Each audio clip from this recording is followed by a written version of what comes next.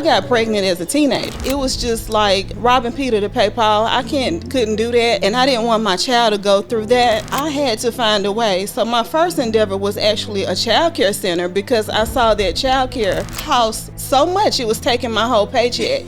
So I turned it into a business where I could help other people make money and not have to pay for childcare for my daughter. In the beginning, I think a lot of us try to be solopreneurs. That's why you're stressed.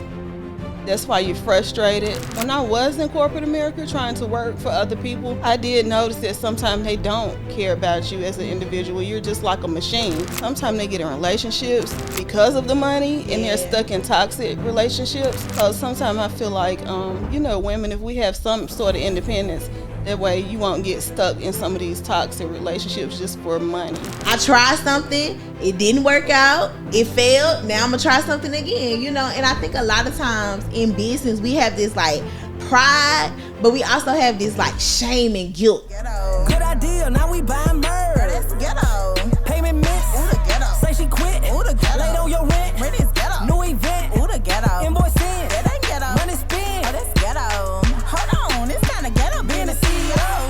Have you been completely isolating yourself in business? Like you don't have people that you could do this business with. Well, you need coworkers, and that is why we created the Entrepreneurs Coworkers community. This allows you to be able to develop relationships with other people in your community. So in the Entrepreneurship Coworkers community, we give you a quiz to find out who you are and what type of CEO you are. And in this quiz, you get to meet other CEOs that may be more creative or traditional or hybrid. We have these CEOs there for you. But even taking it up a notch, we have local chapters in your city, from Atlanta to Dallas to New York to Houston to Chicago, chapters in your city where we're actually linking up every single month to work together, linking up to go to brunch together, having fun together, doing community service outreach. Like this is a section of our life where we can really co-work and mingle with other people.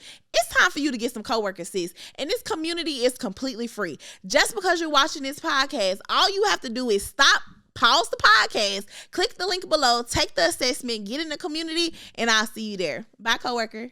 Back to the episode. Welcome back to another episode of the Ghetto CEO Podcast, where we talk about all things being a CEO, because honestly, y'all, being a CEO is giving very much ghetto. A lot of people don't talk about the highs and the lows, the ups and the downs. They only show you the G-Wagons, the diamonds, the furs, and all the things. But being a CEO has a lot of uncovered things, right, that we don't get to talk about. Ain't nobody talking about how everybody's sales down 30% this year, right? But here on the Ghetto CEO Podcast, we talk about all the things, okay? And we bring you real CEOs that want to tell you real stories. So listen, make sure you like, comment, and subscribe. Go over there to Apple Podcasts, leave us a review. Let us know in the comments if you keep wanting to see these CEOs, because this job is not paid, okay? I need y'all to let me know if y'all liking what we doing. But today we got a real CEO on the couch that's going to bring you guys the fire, okay? I want you guys to know that we only bring CEOs that's willing to tell the honest truth. And today we have Miss Sheka on the couch. Welcome, girl. Hello. Thank you for having me. Yes, I am excited that you are here. So listen, normally on interviews, people tell you, okay, Sheka, introduce yourself, but I got another prompt, okay? How would your mother introduce what you and your business do? What would she say? My mother would say, I'm that girl. That's what she's starting to say now. She was like, I really see now that you're that girl. Yes, I love it. And it's so funny because I feel like our family, they never really can describe what we do. They don't know. Right. They just out here like, you just living it up, okay? Right. But tell them who you are and what you do and what your business is. I'm Sheka Johnson, aka High Status. I'm High Status Consultant, but I'm also a serial entrepreneur. So I have my hands in several endeavors. But with High Status Consulting, I help women mostly start their businesses to 6 figures, and then we go to 7 figures after that. Okay, I love it. So you've been on this journey for a while. How long you been doing this? I've been an entrepreneur for about 21 years. Okay. So what made you say, okay, yeah, I can't go into this corporate life. Like entrepreneurship is for me. Like what made you feel like that? Well, actually, I was kind of pushed into it. Okay. Sometimes they say things that happen to us is a blessing in disguise. So I got pregnant as a teenager. Okay. And then it was just like robbing Peter to pay Paul. I couldn't do that, and I didn't want my child to go through that. So I had to find a way. So my first endeavor was actually a childcare center because I saw that childcare costs so much, it was taking my whole paycheck. So I turned it into a business where I could help other people make money and not have to pay for childcare for my daughter. So it started there. Win-win. Right. It started there. Okay, so we did the childcare center. And what was some of the, do you still own the childcare center? No, I sold it. Okay, so what made you, and that's the blessing, what made you be like, okay, I started this, but this isn't really like what I want to do long term? Well, what I've learned over the years, your life happens in like patterns. So I don't know about you, but for me, like every so many years, my life takes a turn where it's something else that I need to be doing. So that was just for that cycle. I did it a little bit once she got in school, so it wasn't just solely for childcare purposes, but it was just after that I went into healthcare. Yeah, okay. So with that being said, sometimes your family will say, well, you need to do something that's stable. And they say healthcare is not going anywhere. So I went and did that. I got my nursing license. Okay. And I started doing home health. Gotcha. So when I got in there, the entrepreneur spirit in me stirred something up. And I was like, I got to get out of here. I just can't do this. So now I have 2 home healthcare businesses as well. Okay. So, you still had those? Yeah, I still have those. Okay. So with the childcare business, and you said something that was very powerful. You said sometimes, especially in entrepreneurship, there are different seasons. Right.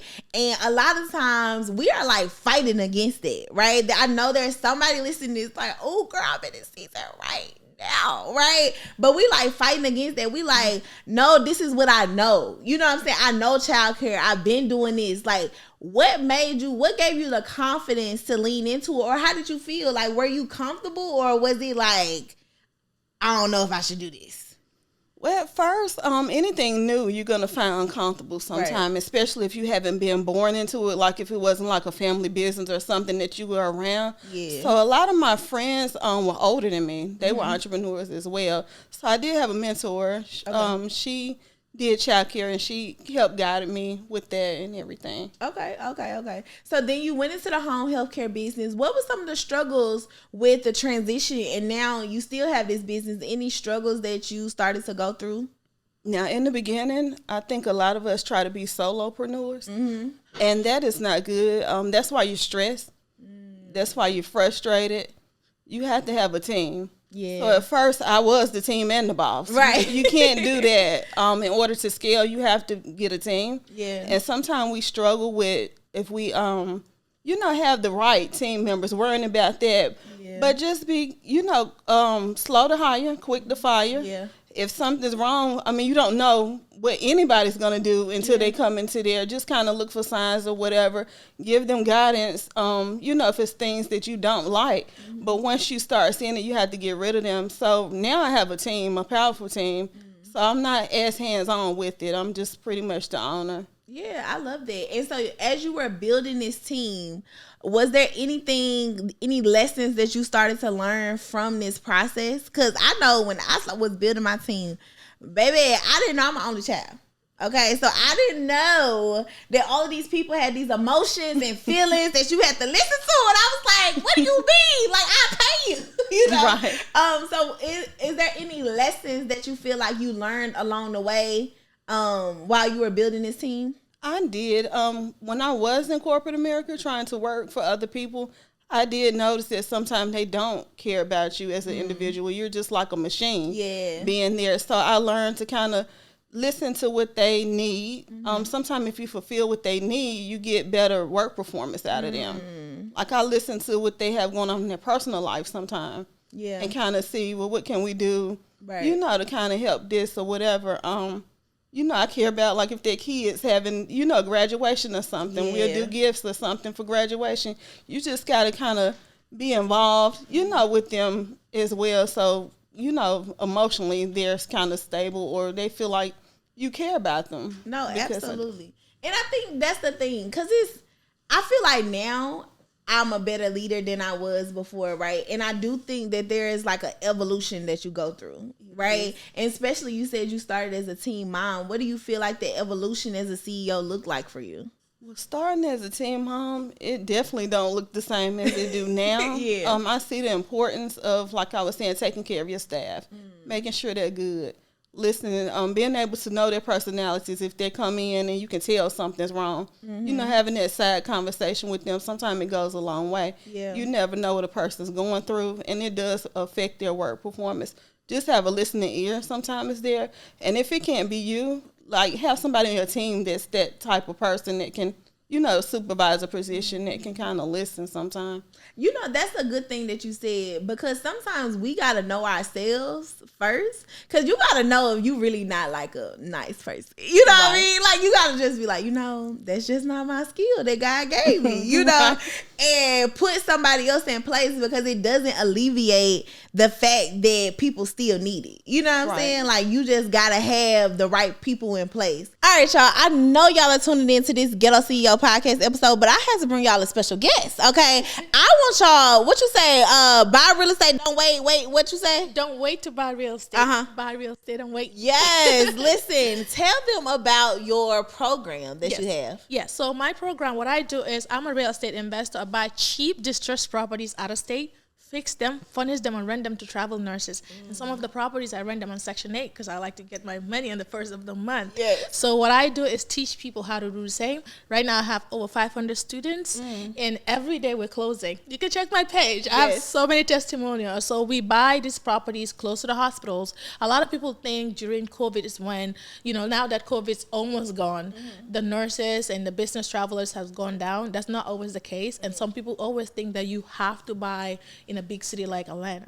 I buy in smaller cities because the competition is less, and a lot of people are not doing what I'm doing. So at a bigger scale. So as long as there's a hospital and there's a business center, it's always a great place to start. I love it. Listen, if y'all are trying to tap in, because literally she talked to me about like how she started at $40,000 and buy a $40,000 home, and how much did you put down? Like $8,000? $8,000. $8,000, y'all, literally. And she said one of her students had like a 560 credit score, right? Like, and listen, don't wait. You need real estate, okay? You need to get your real estate. So I need y'all to go over there to her page, tap into her course. The link is below, and make sure you use code Ghetto CEO, okay? That is one word, Ghetto CEO, and you're going to be able to enjoy this amazing course. Now listen, make sure you do the work, okay? Because I want to see the receipts. All right, y'all, now back to the episode. So as you continue to build your team, what point did you get to the point in your career was like, okay, now I want to teach other women to build this big business like I have built? Well, once I saw myself scale to 7 figures in such a short amount of time, I was like, okay. And then I did it multiple times. So I'm like, okay, it's time to show other people. Yeah. You know, empower women. Being that I was a single mom, there's other people in that same position.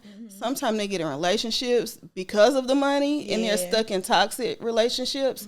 So sometimes I feel like, you know, women, if we have some sort of independence, that way you won't get stuck in some of these toxic relationships just for money. You know, and that's a good point, because I always tell people, one, our relationship with money definitely dictates what we accept and what we don't accept to get money. And so how did you develop to be able to teach other women to build wealth? And then you've now seen these multiple 7 figures go through your account, come through the account, bills come in, you know, all of these things. How have you been able to develop your relationship with money, and where did it start? First of all, seeing that in your account for the first time, it's kind of scary, especially if you didn't come from a lot of money. Yeah. It's kind of scary. Oh no, that was a lot. Can you repeat that again? It's scary because it's like, okay, think about it. What age did you start your childcare business? I was 19. 19. Okay, so you maybe was making 6 figures at the time. You probably got to see 6 figures at your account. You know what I'm saying? Right. Like a 19, 20, 21-year-old, you supposed to be broke in college. You know what I'm saying? Eat ramen noodles. Like, no way you're supposed to have a successful business. And I'm assuming like you ain't come from a wealthy family. That did you? Right. I don't know. No. Okay. Mm-mm. So you ain't come from a wealthy family. Like, how did you learn these like principles? Like, was it trial and error? Like, it was just like figuring it out. It was trial and error because as a teenager, I didn't invest the money the way that I should have. I spent a lot of money because when you don't have it, you spend it because it's things that you want and things that you're able to get, and And then that's another thing. I did sell the business. I didn't know as much as I know now. Mm-hmm. I didn't sell it for as much as I should have. Tell us about that. Well, I sold it to like a company, like a person that I know, but he has a company or whatever. And I didn't know the worth of the business. So I just took it. Because as a teenager, you just take whatever. But I actually wasn't a teenager. Okay. I did that for like 7 years. Okay. Yeah. So you were like at your end of your 20s. You finna go into your 30th season. You like, I'm stepping into this new season. Mm-hmm. That makes sense. So you like, okay, now hindsight, because I didn't know. And I think also bringing awareness to certain things and exposure breeds clarity. You have never seen anybody sell a business. No. So now that you've been exposed to it, I know how to do it a little bit differently now. But what even gave you the thought, like, oh, I could sell this? Because most people be like, let me just close it down. Well, I did try to do that at first. And then I, like, kind of stopped operating. But I didn't, like, give up my license. So it was still licensed. Then I reopened for a little bit. And then I was like, okay. But it was my mentor. I told you I used to be around a lot of older people, but I didn't go into much detail with her that I should have. So I feel like if you have mentors, don't try to, not share certain things with them. But I didn't know. Yeah. I didn't know. Yeah, no, that makes a lot of sense. And I think, speaking on that, like, sometimes in business, we have a lot of pride. You know what I mean? Mm-hmm. Like, we don't want to, and that's why I love the Ghetto CEO platform, because it ain't about pride over here. We literally, we have a segment called a Monday meeting, y'all. Y'all got to listen to the Monday meeting. It's me and my brother. And it's just on audio. It's just on Apple, just on Spotify. And so every Monday at 5 a.m., we drop this segment, and we like talking about real life stuff. Like, he is literally telling everybody how he's going through the process of bankruptcy from one of his businesses. And we just sharing and kikiing about it. Like, it's just because it's normal. You know what I'm saying? Like, it's like I tried something. It didn't work out. It failed. Now I'm going to try something again, And I think a lot of times in business, we have this, like, pride, but we also have this, like, shame and guilt. You know what I'm saying? I remember the first time I made my first $1 million at 26. And I remember, like, okay, I made this money, but I kept investing it back in the business, right? And it was like, all right, I'm investing it in the business, but then I ain't putting nothing aside for me. You know what I'm saying? Because when we think about our relationship with money, we think about, like, well, I done been to zero before, so what I'm scared of. You know what I'm saying? Like, you like, I just bet the horse, But then you start to feel guilty because you like, dang, did I squander this? Did I do the wrong thing? Did God bless me with this? And now I done did the wrong thing, So I think we have to kind of let go, especially when we have mentors, right? Like, let go of the shame, let go of the guilt, and be honest, because people can't help you on lies. You know what I'm saying? Right. So I think that's a beautiful thing you said. And so how have you developed mentors along the way in this journey? Do you still have mentors? And I know you are a mentor to more women. Mm-hmm. I've, like I tell my mentees, don't follow people that's not haven't been where you're going. Mm-hmm. So as my career expanded and evolved, I had to, of course, get larger mentors that's done bigger things, what have you. Yeah, I love that. So how do you choose the people that you are mentoring? They usually just tend to gravitate towards me. It's mostly been millennials and Generation Z, Gen Z girls that's gravitating towards me. So I don't know if it's because I started at such a young age and they look at that or what have you. But as far as choosing them and, saying, okay, I'm going to work with you, I have to see, their drive, what their goals are, and, if they'll work, because, like, it's not going to work if you don't do the work. Facts. And then they say you scamming. girl, because they will say you are scamming because they are not doing the work. And that's the thing. My boyfriend always say, like, people come into your program and think you got like this like golden nugget, this magic pill, right? That's why they hop around from program to program, right? And they think they gonna come over there. Yeah, Miss Sheka, I heard you was helping the girls make 7 figures, da da da. And they come over there, they give you the money. And they like, okay, what I do? You like, okay, you gotta send the emails. You gotta do the work. Right. You gotta do. And they like, nah, sis, that is not what I. Now I thought you had a shortcut to this. You know what I mean? And then the thing is, now you scamming. So how have you been able to kind of combat that, or like even just make sure people understand that there's no way around care what mentor, what there's literally no way around the work. Right. Well, initially when I do the intake, I let them know it's not going to work if you don't do the work. Facts. It's not a magic. I don't have no voodoo. I don't have nothing going on over here that's going to make you wake up and have the money in your account. Yeah. But you got to do the work. Yeah. You got to follow the blueprint. You got to follow the blueprint, y'all. Listen, y'all out there, you got to do the work. If you're over here on YouTube watching the podcast, listen, I need you to do me a favor. If you love me, do me this favor. Pull out your phone right now and go to Apple Podcasts or Spotify Podcasts or anywhere that you actually listen to podcasts at, right? I need you to subscribe and leave a review. Listen, the way podcasts work is the streets don't know we doing good if it's not on the audio version. The YouTube version don't really count, okay? So go over there, leave us a review, and let us know how much you love the podcast. Now back to the episode. So listen, before we go, is there anything that you would like to leave the audience with? Let them know what they should be doing to be able to combat this ghetto-ness of being a CEO. Just be yourself. Be authentic. I find that when you don't be yourself and try to follow trends and everything, then you get caught up in a lot of hoopla, a lot of ghetto-ness and all of that. So just be your authentic self and your tribe will come to you. Yes, I love it. Last question. What has been your biggest regret as a CEO? My biggest regret, like I said in the beginning, trying to do everything myself.